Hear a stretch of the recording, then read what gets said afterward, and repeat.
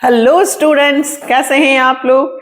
Class 11th में आज मैं आप लोगों के लिए लेकर आई हूं कंप्लीट बिजनेस में चैप्टर वाइज आपको सबसे पहले क्या पढ़ना है। एग्जाम्स का टाइम चल रहा है, पूरी बुक को देखकर हम घबरा जाते हैं कि अरे क्या करें सबसे पहले, तो सबसे पहले ये करना है, ठीक है। उसके बाद आपको टाइम मिले तो दूसरा चैप्टर वाइज ये सारे क्वेश्चंस 80% एटलीस्ट कम से कम मैं कह सकती हूँ चांसेस हैं। 80-90 भी हो सकता है और 100 भी हो सकता है। सबसे पहले चैप्टर वाइज ये क्वेश्चन करना। मैंने इकोनॉमिक्स के आपको बना के दिए है ना, आप लोगों के कमेंट्स भी आए कि मैम हमें बहुत हेल्प मिल रही है। मैंने आपको इकोनॉमिक्स में भी सारे चैप्टर्स के क्वेश्चंस भी दिए और आप लोगों की प्रॉब्लम सॉल्व करने के लिए लास्ट वीडियो मैंने कॉस्ट का बनाया है। कंप्लीट कॉस्ट, आपकी सारी न्यूमेरिकल से रिलेटेड सारी प्रॉब्लम्स सॉल्व हो जाएंगी। आप एंड स्क्रीन पे देख लेना, आपको कॉस्ट का पूरा कंप्लीट मिलेगा वीडियो। आप एक बार उससे प्रिपरेशन कर लो, आपका कॉस्ट का क्वेश्चन गलत हो ही नहीं सकता। फिर आज कमेंट करके बताना कि 11th में आप लोगों को पहले डिमांड चाहिए उसके न्यूमेरिकल्स, या सप्लाई के न्यूमेरिकल्स, या फिर रेवेन्यू। ठीक है, क्या प्रॉब्लम आ रही है आपको 11th क्लास में बेटा, कमेंट सेक्शन में बताना, मैं सॉल्व करने की कोशिश करूंगी। और आज हम लोग देखते हैं बिजनेस, इसके बाद टॉप 10 या 12 क्वेश्चंस भी बताने वाली हूं जो इसमें से भी सबसे पहले करना है। टॉप 10 या टॉप 12, ठीक है, जो बिल्कुल मुझे लगता है कि एग्जाम में आएगा ही आएगा वो। तो करते हैं स्टार्ट।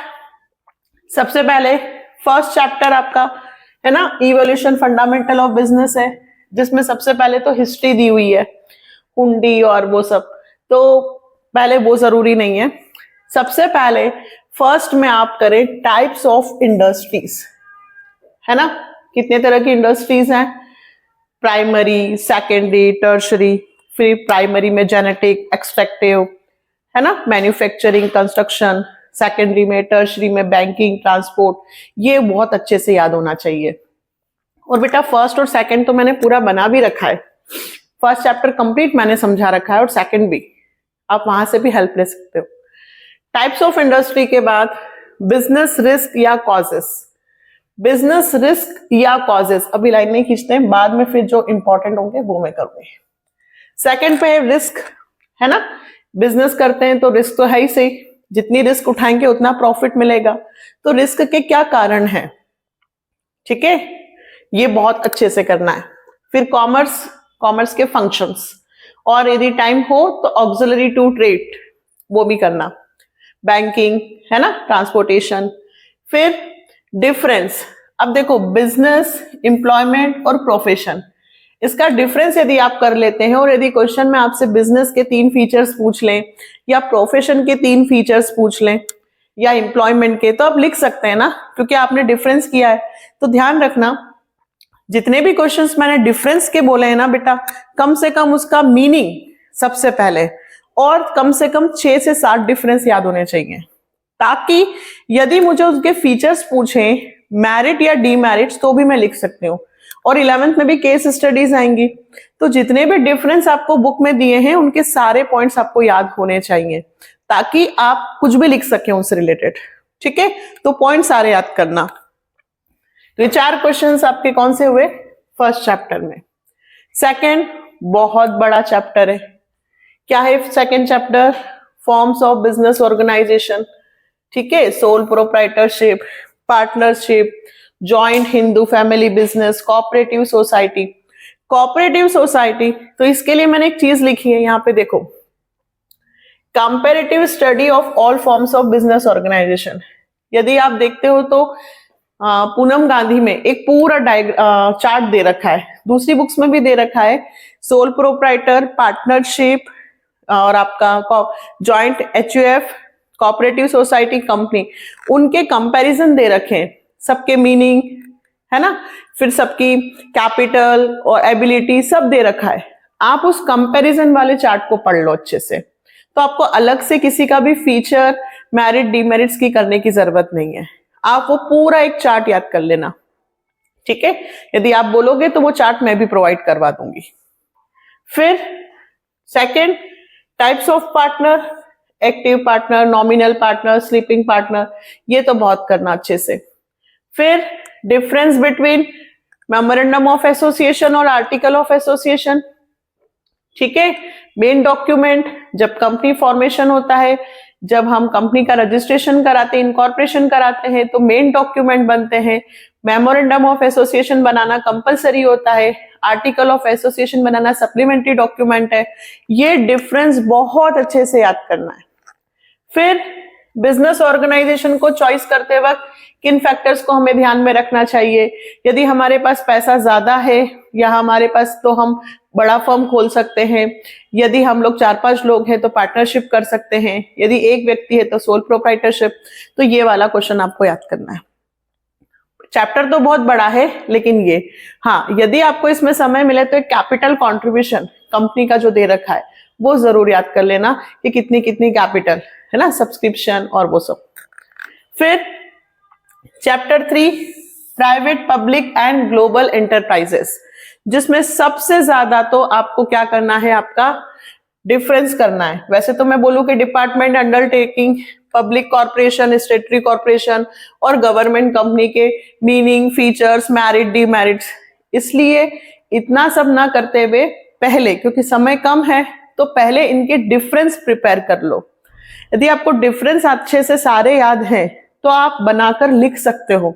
तो सबसे पहले आप डिफरेंस याद करना, departmental undertaking, public corporation, स्टेटरी corporation और गवर्नमेंट कंपनी का। फिर जॉइंट वेंचर और पीपीपी, पब्लिक प्राइवेट पार्टनरशिप, और एक एमएनसीज, मल्टीनेशनल कंपनी, इसके भी फीचर्स, तीनों के मीनिंग और फीचर्स याद करना। सिर्फ 2 क्वेश्चन दिए मैंने, ठीक है। नेक्स्ट 4 चैप्टर बिजनेस सर्विस, जिसमें सबसे पहले ई बैंकिंग है ना, ऑनलाइन हम जो बिजनेस करते हैं उससे क्या बेनिफिट होते हैं। एक सिंपल 2 नंबर में आ सकता है गुड्स एंड सर्विसेज में डिफरेंस। फिर वही बात, यदि हम गुड्स एंड सर्विस का डिफरेंस कर लेंगे तो हमें सर्विस के कभी मीनिंग या फीचर्स आए तब उसमें से देख सकते हैं, है ना, कि गुड्स फिजिकल आइटम होता है, दिखता है, सर्विस दिखती नहीं है। तो अगर हम डिफरेंस करते हैं तो वहां से भी हमें फीचर्स पता चल जाएंगे। नेक्स्ट प्रिंसिपल ऑफ इंश्योरेंस, इसको तो मैं अभी कह देती हूँ, ये तो आपकी एग्जाम में बिल्कुल पेपर में लिखा हुआ क्वेश्चन है। इसको मैंने ऐसे में और भी अभी बनाने वाली हूं। फर्स्ट क्वेश्चन मैंने आपको दे दिया है, जब भी आप पढ़ें सबसे पहले पढ़े प्रिंसिपल ऑफ इंश्योरेंस, जिसमें इंडिमनिटी, सब्रोगेशन और अटमोस्ट गुड फेथ, मतलब इसके तो सारे याद करने हैं। ऐसा क्वेश्चन नहीं आएगा कि एक्सप्लेन प्रिंसिपल ऑफ इंश्योरेंस, बहुत, हाँ, कभी टीचर्स दे भी सकते हैं कि 4 प्रिंसिपल समझाओ, अदरवाइज आपको लिख कर देंगे वो। तो प्रिंसिपल ऑफ इंश्योरेंस सबसे पहले याद करना अगर बीएस का पेपर है। फिर टाइप्स ऑफ बैंक अकाउंट, है ना, current account, saving account, multi optional account, ये बैंक में कितने तरह के खाते खुलते हैं। ये 4 क्वेश्चन हैं आपके, 1 2 3 4, किसमें, बिजनेस सर्विस में। ये कौन सा चैप्टर हुआ बेटा, 4th। फिर चैप्टर 5th, इसमें सबसे पहले स्कोप ऑफ ई बिजनेस करिएगा, है ना, B2B, B2C, ठीक है, इंट्रा बी कॉमर्स, ये वाला। फिर ट्रेडिशनल और ई बिजनेस, ये तो बहुत सिंपल है ना, जब शॉप लगाकर हम दुकान पर बैठकर सामान बेचते हैं तो वो ट्रेडिशनल बिजनेस होता है, और ई बिजनेस जिसमें हम ऑनलाइन प्लेटफॉर्म पर माल बेचते हैं, दोनों के बीच का डिफरेंस। फिर बेनिफिट ऑफ ई कॉमर्स, ठीक है, ऑनलाइन यदि हम माल बेचते हैं तो हमें कैपिटल कम की जरूरत होती है, 24/7 आवर्स फैसिलिटी होती है, ये सारे इसके बेनिफिट्स याद करने हैं। 3 क्वेश्चंस, ठीक है। चैप्टर 5 हो गए। चैप्टर 6 सोशल रिस्पॉन्सिबिलिटी, सामाजिक उत्तरदायित्व, इसमें सबसे पहले याद कीजिएगा आप business ethics, element of business ethics, ये 2nd क्वेश्चन दिया मैंने आपको, ठीक है। ये 1st, ये 2nd, मैंने कहा ना टॉप 10 या 12 क्वेश्चन भी दूंगी भाई। जैसे मॉरल वैल्यूज होती है बच्चों की कि भाई हमें अपने बड़ों का आदर करना चाहिए, रिस्पेक्ट करना चाहिए, है ना। एथिक्स, वैसे ही बिजनेस के क्या एथिक्स हैं, हमें कोड ऑफ कंडक्ट का, ये सारी चीजें हमें इसमें याद होनी चाहिए। बिजनेस एथिक्स का मीनिंग और एलिमेंट ऑफ बिजनेस एथिक्स। फिर social responsibility business towards consumer, consumer के प्रति हमारा क्या दायित्व होता है? अच्छा माल देना, अच्छी कीमत पर देना, गुड क्वालिटी, गुड प्राइस, ठीक है। कंज्यूमर को अवेयर करना, वो जो भी क्वेश्चन पूछे हमें उनका जवाब देना। इन्वेस्टर्स के प्रति हमारे क्या दायित्व हैं? इन्वेस्टर्स को हमें अच्छा रिटर्न देना, क्योंकि उन्होंने बिजनेस में हमें पैसा लगाया है ना। और शेयर ये हो गया गवर्नमेंट, हमें टाइम पर पैसे देना है। कम्युनिटी, समाज के लिए हमें अच्छे काम करना चाहिए, ऐसी वर्क करने चाहिए जिससे उन्हें एम्प्लॉयमेंट मिले, ठीक है, ज्यादा से ज्यादा रोजगार मिले, पॉल्यूशन ना हो, ऐसा ध्यान रखना चाहिए। तो ये सारे ग्रुप के प्रति आपको सोशल रिस्पॉन्सिबिलिटी याद होना चाहिए। एक और social responsibility case for against दिया हुआ है क्वेश्चन में, पेपर में, मतलब चैप्टर में, वो करना है 3 क्वेश्चंस। Next chapter 7। चैप्टर 7 है सोर्स ऑफ बिजनेस फाइनेंस। भाई बिजनेस में पैसा, बिना पैसे के बिजनेस पॉसिबल ही नहीं है। जिस तरह से ह्यूमन बॉडी में ब्लड सर्कुलेट होता है, फ्लो होता है और मनुष्य चलता है, वैसे ही बिजनेस में जितना पैसा होगा बिजनेस उतना रन करेगा। तो कौन से फंड? या तो हम बिजनेस में पैसा शेयर्स इशू करके ले सकते हैं, ऑनर फंड, या हम इंस्टीट्यूट से पैसा उधार लेके कर सकते हैं, डिबेंचर्स, बोरोड फंड। तो सबसे पहले ऑनर फंड और बोरोड फंड में डिफरेंस अच्छे से कर लेना, सारे पॉइंट्स करना। फिर टाइप्स ऑफ डिबेंचर्स और टाइप्स ऑफ प्रेफरेंस शेयर, ये अच्छे से करना, दोनों के, cumulative, non cumulative preference share. Preference shares पे डिविडेंड मिलता है, ठीक है, और एक क्यूमुलेटिव होते हैं। यदि कंपनी को लॉस हुआ है या कंपनी इस बार प्रॉफिट में नहीं है, तो आपने जो शेयर्स खरीदे हैं उस पर डिविडेंड नेक्स्ट ईयर मिल जाएगा, क्यूमुलेटिव प्रेफरेंस शेयर, इसको अच्छे से करना। डिबेंचर्स में भी रिडेमेबल डिबेंचर्स होते हैं जिनका पेमेंट 1 साल के बाद या निश्चित मैच्योरिटी डेट पे पेमेंट हो जाता है। डिबेंचर जिनको हम शेयर में ट्रांसफर कर सकते हैं, ये सारी चीजें, जीरो कूपन रेट, ये सारे टाइप्स ऑफ डिबेंचर्स याद होना चाहिए। इक्विटी और प्रेफरेंस शेयर का डिफरेंस और शेयर एंड डिबेंचर्स का डिफरेंस। शेयर ऑनर फंड से आते हैं, डिबेंचर्स बोरोड फंड से आते हैं, है ना। शेयर्स ऑनर कहलाते हैं, डिबेंचर्स कंपनी के क्रेडिटर्स कहलाते हैं, अच्छे से याद होना चाहिए। Chapter 8 small business. भाई छोटे उद्योग धंधे, है ना, जिनमें ज्यादा एबिलिटी की जरूरत नहीं है, स्किल की जरूरत नहीं है। हमारे देश की ये गांव में रूरल, है ना, स्मॉल बिजनेस तो चलते ही हैं। तो उनका क्या रोल है हमारे इंडिया में, इंडिया की जीडीपी में, और इन लोगों को, स्मॉल बिजनेस को, स्मॉल इंडस्ट्रीज को क्या प्रॉब्लम्स आ रही हैं, है ना। ये दोनों क्वेश्चन, इसके लिए एनएसआईसी, डीआईसी बनाए गए हैं, है ना, district industrial corporation, national level पे, जो स्मॉल बिजनेस को उनको मार्गदर्शन देते हैं, इंस्ट्रक्शन देते हैं, एडवाइस देते हैं, पैसा उपलब्ध करवाते हैं। ये गवर्नमेंट की स्कीम्स हैं, है ना, गवर्नमेंट। तो ये दोनों बहुत अच्छे से याद करना है, दोनों बहुत। ये थर्ड है आपका, 1 2 3, ये थर्ड, तीसरा क्वेश्चन दिया है मैंने आपको। Intellectual properties, copyright, trademark, patent, इनके बारे में नॉलेज होना चाहिए। और एक स्टार्टअप जो गवर्नमेंट ने स्कीम स्टार्ट की है, वेस्ट टू फंड स्टार्टअप, ये वाला अच्छे से होना चाहिए। ये था चैप्टर 8। अब चैप्टर 9 इंटरनल ट्रेड। जब हमारे देश की बाउंड्री के अंदर हम बिजनेस करते हैं तो इंटरनल ट्रेड। अब जब देश के बाहर जाकर माल बेचते हैं, खरीदते हैं, तो एक्सटर्नल ट्रेड या इंटरनेशनल ट्रेड। तो इसमें बहुत सारा दे रखा है। फिर इसमें मैंने सबसे मेन ये वाला क्वेश्चन, ये मेरा 4th क्वेश्चन होगा, difference between departmental and chain stores. इसको भी सबसे पहले करना। डिपार्टमेंटल के मेरिट डिमेरिट्स भी आ सकते हैं, चेन स्टोर्स के भी। डिपार्टमेंटल आने के ज्यादा चांसेस हैं। पहले डिफरेंस करना, फिर यदि टाइम हो तो मेरिट्स डिमेरिट्स। फिर होलसेलर, रिटेलर, दोनों के बीच का डिफरेंस या सर्विसेज, और टाइप्स ऑफ रिटेलर, जितने भी हॉकर्स, पैडलर्स, ये सारे रिटेलर कितने तरह के होते हैं, कहाँ के, उनका क्या काम है, ये अच्छे से होना चाहिए। Next last chapter international trade. तो इसमें तो सबसे पहले एक्सटर्नल इंटरनल ट्रेड का डिफरेंस, है ना, नेशनल इंटरनेशनल ट्रेड। इसमें 4th है, तो 5th मैंने दिया है World Trade Organisation. World Trade Organisation WTO, जो एक ऐसा प्लेटफॉर्म है जो इंटरनेशनल बिजनेस को रूल्स एंड रेगुलेट करता है। भाई पुलिस थाना होता है कि नहीं होता है, शांति बना के रखने के लिए, कोई प्रॉब्लम है तो हम जाते हैं पुलिस थाने में।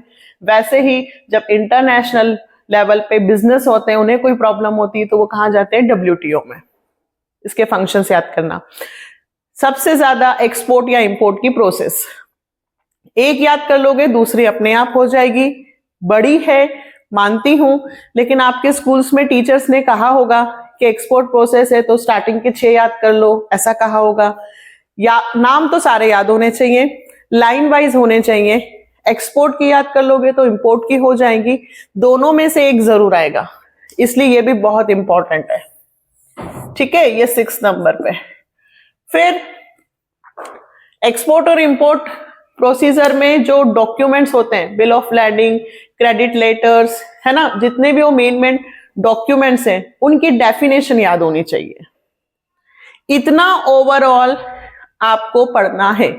अब आपको लग रहा होगा बहुत सारा है, बट बेटा बुक में तो और भी बहुत कुछ दिया हुआ है। अब यदि मैं 10 क्वेश्चंस लिख दूं और कहूं कि बस यही, तो फिर उसमें से चांसेस हैं भी सही, नहीं भी हैं।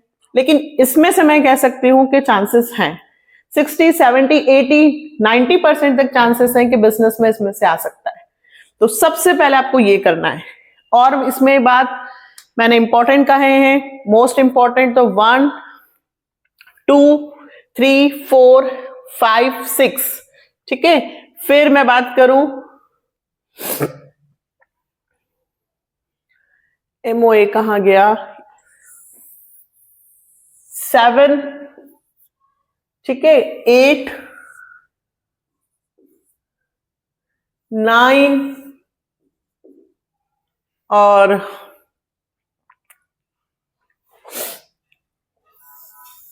ये दोनों 10। इधर से बात करूं तो सबसे पहले ये 11 और यहां से बात करूं तो हो गया है। ठीक है, तो जो मैंने फिर ये कंपैरेटिव वाला पूरा याद करना,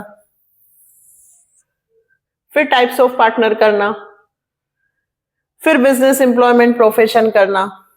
तो ये जो मैंने आपके सामने, फिर ये सोशल रिस्पॉन्सिबिलिटी, ऐसे ये मोस्ट इंपॉर्टेंट में है, most most most most important में। फिर शेयर डिबेंचर्स, ये कुछ ऐसे क्वेश्चन है जो बिल्कुल मुझे लगता है कि पेपर में होने ही होने चाहिए या होंगे। ठीक है, तो ओवरऑल ये पूरा आपके सामने, और एक ही डिपार्टमेंटल, ये कुछ ऐसे क्वेश्चंस हैं जो बिल्कुल एग्जाम्स में आ सकते हैं, आएंगे। सबसे पहले ये क्वेश्चंस प्रिपेयर करना, और मुझे कमेंट सेक्शन में जरूर बताना कि इस वीडियो से आपको हेल्प हो रही है या नहीं। और इकोनॉमिक्स में 11th में या बिजनेस में ऐसे कौन से टॉपिक्स हैं जो आपको बहुत प्रॉब्लम्स दे रहे हैं। और इकोनॉमिक्स में मैं पहले सप्लाई, डिमांड या फिर रेवेन्यू, आपको किसके न्यूमेरिकल्स पहले चाहिए, कमेंट सेक्शन में बताना है। और यदि आप लोगों को लग रहा है कि मेरे इस तरह से काम करने से आपको हेल्प हो रही है, तो बिल्कुल सबसे पहले लाइक बटन को प्रेस करना है, अपने फ्रेंड्स को वीडियो शेयर करना है, सपोर्ट द चैनल। ठीक है, फिर मिलते हैं नेक्स्ट वीडियो में। Bye, take care.